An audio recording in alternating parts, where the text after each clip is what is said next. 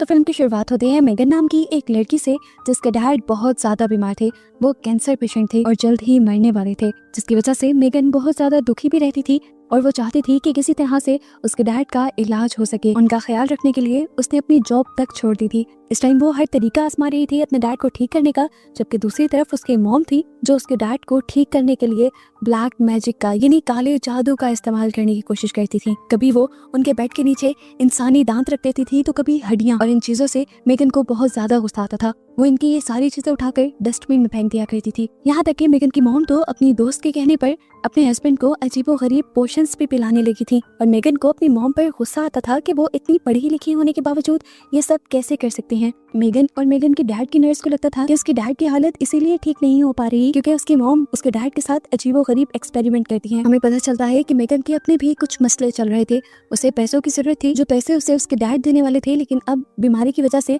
सारे पैसे उसके मॉम के हाथ में चले गए थे और उसे समझ नहीं आ रही थी कि डैड के बीमार होते हुए वो अपनी मॉम से किस तरह पैसे मांगे। बहुत हिम्मत करके मेगन अपनी मॉम से पैसे मांग भी लेती है, लेकिन मेगन की मॉम साफ इनकार कर देती है, ये कहते हुए कि मेरे पास कोई पैसे नहीं है, जो पैसे हैं भी वो तुम्हारी डैड की मेडिसिन पे चले जाते हैं। उसकी मॉम भी काफी उदास रहने लगी थी, इसीलिए मेगन आज अपनी मॉम से कहती है मैं डैड के पास हूँ उनका ख्याल रखने के लिए, आप थोड़ी देर बाहर घूम कर आएं। जैसे ही मेगन की मॉम घर से बाहर जाती है तो पीछे से मेगन के डैड की हालत बिगड़ने लग जाती है और वो अपनी वाइफ को आवाज देने लगते हैं और उसे कहते हैं कि मुझे बहुत ज्यादा दर्द हो रहा है। ये देखकर मेगन घबरा जाती है और उन्हें उनकी मेडिसिन दे देती है। जब वो ऐसा कर रही थी तो उसे अपने घर के ऊपर वाले फ्लोर से टक टक की आवाजें आने लगी, ऐसे जैसे ऊपर कोई चल रहा हो। वो इसे अपना वहम समझती है और वॉशरूम में हाथ मुंह धोने के लिए जाती है, जहाँ उदासी में उसे अपने डैड के वियन भी आते हैं, उस टाइम के जब वो छोटी हुआ करती थी और उसके डैड उसे अपने साथ खिलाया करते थे। मेगन जब वॉशरूम से बाहर निकलती है रोते हुए तो वो देखती है कि उसकी मॉम उसके डैड को दवाई दे रही थी और ये देखकर वो घबरा गई क्योंकि अभी तो वो अपने डैड को दवाई देकर अंदर गई थी।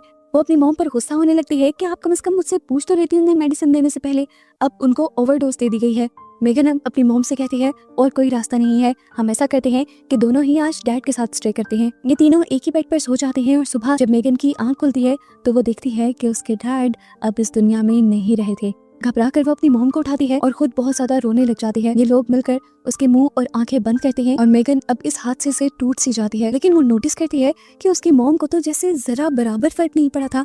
उसे सोच आती है कि क्या मॉम को डैड से प्यार ही नहीं था। यहाँ मेगन को अब टेंशन हो रही थी कि उसे अब अपने डैड का फ्यूनरल करना होगा और जब वो इस बारे में बात करने के लिए अपनी मॉम के पास जाती है तो वो नोटिस करती है कि उसकी मॉम उसे आता देखते ही यहाँ से ऊपर चली गई थी। वो चुपके से अपनी मॉम की बातें सुनती है तो उसकी मॉम किसी को बुलाने वाली थी। वो उसे बताती है कि मेरा हस्बैंड मर गया है और आप जल्दी आए। अब मेगन जल्दी से आकर अपनी मॉम से पूछती है आप किससे बात कर रही थी? एम्बुलेंस से। आपने उनके फ्यूनरल की कोई तैयारी की? लेकिन यहाँ उसकी मॉम उसकी बातों का जवाब देने की बजाय बड़े ही आराम से कॉफी बनाने लगती है और मेगन को गाने प्ले करने को कहती है, जिस पर मेगन का दिमाग घूम जाता है और वो कहती है मॉम आपको समझ भी आ रही है कि हमारे साथ हो क्या गया है? मेरे डैड आपके हस्बैंड इस दुनिया से चले गए हैं और अब हमें उनका फ्यूनरल करना है। इस पर उसकी मॉम भी चिल्ला कर कहती है चुप करो, ऐसा कुछ नहीं होगा, हमें बस तुम्हारे डैड की बॉडी को ठंडा रखना है, जिसके बाद वो आ जाएगा और तुम्हारे डैड दोबारा जिंदा हो जाएंगे। ये सुनकर मेगन का तो दिमाग ही घूम गया। उसकी मॉम अब क्या करना चाह रही थी? उसे अपनी मॉम पागल लग रही थी, लेकिन तब उसकी मॉम उसे कहते हैं कि मैं एक ऐसे आदमी को जानती हूँ जो मुर्दा आदमियों को दोबारा जिंदा कर देता है।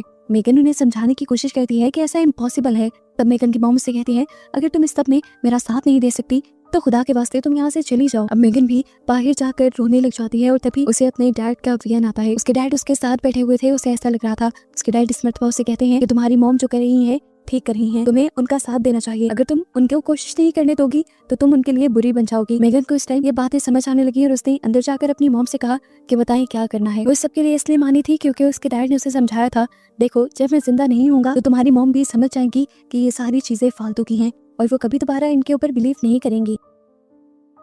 यहाँ पर मेगन की मॉम भी काफी सेटिस्फाइड नजर आ रही थी कि अब मेगन उनका साथ दे रही थी। वो मेगन से कहती है कि हमें सबसे पहले मिलकर हॉल को खाली करना होगा, यहाँ पर एक सामान भी नहीं छोड़ना। हॉल को खाली करने के बाद ये लोग पूरे घर की विंडोज को अच्छे तरीके से ढक देते हैं ताकि इनके घर में रोशनी ना जाए। सारी खिड़कियां ढकने के बाद जब वो शीशे ढक रही थी तो उसे एक शीशे में साया दिखाई दिया। जैसे ही उसने पीछे मुड़कर देखा तो पीछे कोई भी नहीं था। उसने दोबारा शीशे में देखा तो अब वो साए कई ज्यादा हो गए थे। उसने लाइट ऑन की तो दोबारा वहाँ पर कोई भी नहीं था। डरते हुए उसने सारे शीशों के ऊपर भी कपड़ा डाल दिया जैसा उसकी मॉम ने उसे कहा था। इसके बाद मेगन की मॉम उसे खास किस्म का सूट देते हैं जिसे मेगन पहन लेती है, जिसके बाद ये लोग उसी आदमी का इंतजार करने लगते हैं। घंटों गुजर जाते हैं, जब वो नहीं आता तो मेगन अपनी मॉम पर गुस्सा होने लगती है कि मेरा ख्याल है वो सब लोग फेक हैं। ये सुनकर मेगन की मॉम को भी गुस्सा आ जाता है और वो उससे कहती है तुम यहाँ से दफा हो जाओ, तुम चाहते ही नहीं हो कि तुम्हारे डैड जिंदा हो, तुम मेरा साथ नहीं देना चाहती, तुम यहाँ रुके भी इसीलिए हो कि किसी तरह तुम मेरा काम रोक सको। अभी इन दोनों की बहस ही चल रही थी कि एकदम से वो आदमी घर के अंदर भी आ गया। वो कहाँ से आया था कहाँ से नहीं मेगन को नहीं पता चला। आते ही उसने मेगन को अजीब नजरों से देखा और फिर मेगन की मॉम से कहा कि तुम्हारे हस्बैंड का जितना भी सामान था जिससे उसे लगाव था उस सारे सामान को पहले जला दो। उस आदमी के कहने के मुताबिक बारबरा यानी मेगन की मॉम उन सारी चीजों को जलाने लग जाती है। हालांकि मेगन को अच्छा नहीं लग रहा था। इन्हीं सारी चीजों में मेगन और उसके डैड की एक पिक्चर भी थी। वो अपनी मॉम की मिन्नतें भी करती है कि प्लीज इस पिक्चर को ना जलाएं, लेकिन उसकी मॉम जला देती है और कहती है कि ये सिर्फ चीजें हैं, अगर तुम्हारे डैड जिंदा हो गए तो उनके सामने इन चीजों की क्या वैल्यू। सारी चीजें जलाने के बाद बारबरा और मेगन घर के अंदर चले जाते हैं और वो आदमी बारबरा से बैग मांगता है। उस बैग में क्या था मेगन को नहीं पता था। जल्दी से लाकर बारबरा वो बैग उस आदमी को दे देती है और मेगन देखती है कि उसमें बहुत सारे पैसे थे जिसे इस आदमी ने जला दिया और मेगन को गुस्सा आ गया कि इन पैसों की उसे जरूरत थी, लेकिन यहाँ पर उसकी मॉम ने इन पैसों को अपने इस ढोंग के लिए जला दिया। उसने बहुत मना भी करने की कोशिश की, लेकिन यहाँ पर कौन उनकी सुनने वाला था। ये उसके डैड की पूरी जिंदगी की जमा पूंजी थी जो उन्होंने एक ही मिनट में जलाकर उसकी राख से यहाँ पर एक सर्कल बना दिया। इस राख के सर्कल के नीचे उसने बहुत कुछ लिखा हुआ भी था और इस कमरे में इस आदमी ने बहुत सी कैंडल्स भी जला दी थी। अब मेगन को बहुत ज्यादा गुस्सा आ रहा था। वो अपनी मॉम का साथ देना नहीं चाहती थी, इसलिए रूम के बाहर आ गई और तब एक और मर्तबा उसे अपने डैड के विजन आए। उसके डैड ने उसे कहा कि तुम अपनी मॉम का साथ दो, उन्हें ऐसे ही अकेला मत छोड़ो, उनके लिए भी ये मुश्किल वक्त है। अब मेगन जब अंदर जाती है तो उसे उस सर्कल के अंदर बुला लिया जाता है। वो आदमी बताता है कि ये सर्कल एक प्रोटेक्शन है। मेगन पूछती है किस तरह की प्रोटेक्शन, तो उसकी मॉम कहती है कि तुम्हारे डैड को बुलाने के लिए हम एक रिचुअल करने वाले हैं जिसमें तुम्हारे डैड की डेड बॉडी को इस सर्कल के अंदर रखकर हमें एक कुर्बानी देनी होगी और वो सेक्रीफाइस करने के बाद हम यहाँ से सोल्स की दुनिया में पहुंच जाएंगे जहाँ पर बहुत सारी सोल्स हम पर हमला करने की कोशिश करेंगी और ये सर्कल उन्हीं सोल्स से हमें बचाएगा। वहाँ जाकर हमें अपने आप को उन सोल्स से बचाना होगा और एक और कुर्बानी देनी होगी, जिसके बाद हम तुम्हारे डैड की सोल को लेकर यहाँ इस दुनिया में वापस आ जाएंगे और तुम्हारे डैड जिंदा हो जाएंगे। अब वो आदमी अपना रिचुअल स्टार्ट कर देता है। कुछ पढ़ते हुए वो मेगन की मॉम यानी बारबरा का हाथ पकड़ता है और बेदर्दी से उनकी एक उंगली कुर्बानी के तौर पे काट देता है। जिसके बाद वो मेगन की तरफ बढ़ता है। मेगन डर रही थी, लेकिन जबरदस्ती इस आदमी ने उसका भी हाथ पकड़कर उसकी एक उंगली काट दी। दर्द से मेगन पागल हो गई, यहाँ तक के बेहोश भी हो गई। जब उसे होश आया तो वह आदमी उसके आंसू चाकू से उठा रहा था। मेगन की मॉम अब उससे कहती है चलो तुम्हारे डैड को वापस लाने का वक्त हो गया है, मेरा साथ दो, मेरा हाथ पकड़ो। इनके हाथ पकड़ते ही ये लोग भी कुछ मंत्र बोलती हैं उस आदमी का ही बताया हुआ और फाइनली ये लोग सोल्स की दुनिया में पहुंच जाते हैं। इनकी जब आंख खुली तो ये पूरा हॉल बदल सा गया था। वो आदमी जो इनके साथ रिचुअल कर रहा था उसका मुंह अब ऐसे लगा था कि जैसे किसी ने चीर कर फाड़ा हो। यहाँ पर कोई अजीब सी पावर आकर फिर उस आदमी को यहाँ से खींच कर ले भी जाते हैं। मेगन उस आदमी को बचाना भी चाहती थी, लेकिन उसकी मॉम ने कहा कि इस सर्कल से बाहर नहीं निकलना वरना यहीं पे रह जाएंगे। मेगन को अपनी डैड की बॉडी का भी ख्याल करना था और जब इन्होंने देखा कि बॉडी तो सर्कल में है ही नहीं तो ये घबरा गई। इधर उधर देखा तो पता चला कि सोल्स ने उस बॉडी को बाहर निकाल लिया था और एक सोल ने उस बॉडी के ऊपर कब्जा भी कर लिया था। अब यहाँ की सोल्स बारबरा और मेगन दोनों के ऊपर भी हमला करके उन्हें भी खाना चाहती थी। ये चीज मेगन और बारबरा को नहीं पता थी। वो सिर्फ अपने डैड की बॉडी को वापस सर्कल में लाना चाहते थे, जिसके लिए इन्हें सबसे पहले उस सोल को भटकाना था जो उनकी डैड की बॉडी के पास था। बारबरा सोल को भटकाने के लिए अपनी एक उंगली काट देती है और खून निकालते हुए वो सोल से कह रही थी आओ तुम मेरे पास आ जाओ। ये सोल उसके हस्बैंड की बॉडी के अंदर थी। वो उस बॉडी को सर्कल के अंदर लाना चाहती थी, लेकिन सोल इन सर्कल के अंदर नहीं आ सकती थी। अपने हस्बैंड को इस सर्कल के अंदर लाने के चक्कर में गलती से बारबरा का पांव उस सर्कल से बाहर निकल जाता है और फौरन ही यहाँ की सोल्स उसे खींचकर बाहर निकाल देती हैं और इस तरह उसकी भी जान खतरे में पड़ जाती है। ये देखते हुए मेगन को भी बुरी तरह डर लगने लगा था। वो रोने लगी थी। वो अपने मॉम डैड को पुकारती है, मदद के लिए यहाँ किसी को पुकारती है, लेकिन यहाँ कोई नहीं आ रहा था। उसकी मॉम को इन सोल्स ने मार डाला था, जिनका खून अब उसके दायरे के इर्द गिर्द भी था। मेगन यहाँ लगातार रोती रहती है और उसे इर्द गिर्द बहुत सारे सोल्स की भयानक हंसी की आवाजें आती रहती हैं।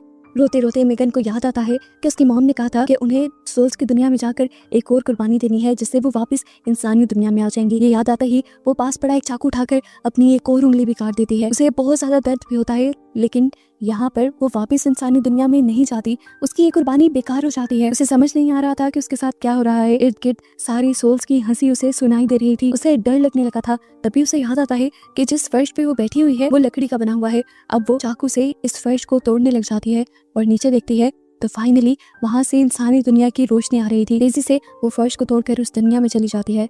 लेकिन क्या देखती है कि ये दुनिया इंसानी दुनिया तो थी, लेकिन उसकी यादों की दुनिया थी, जहाँ से उसका निकलना बहुत ज्यादा मुश्किल था। ये सब जानते हुए वो बेहोश हो जाती है और जब उसे होश आता है तो वो दोबारा उसी फ्लोर पे उसी दायरे के अंदर थी। उसके सामने अब उसकी मॉम बैठी हुई थी सर्कल के दूसरी तरफ, और वो भी अब एक डीमन बन चुकी थी, एक शैतान बन चुकी थी। ये देखते हुए मेगन टूट जाती है और अपनी मॉम से कहती है, आए आए मुझे खा लें। और ये कहते ही वो सर्कल से बाहर निकलकर अपनी मॉम की तरफ जाने लगती है और तभी एक जोरदार रोशनी उसकी आंखों में टकराती है और जब वो आंखें खोलती है तो देखती है कि वो अब अपनी असली दुनिया में आ चुकी थी। असल में तीसरी कुर्बानी उसे अपनी जान की ही देनी थी। यहाँ वो इस दुनिया में अकेली ही आ पाई थी और बस इसे ही दिखाते हुए ये कहानी यहाँ खत्म हो जाती है।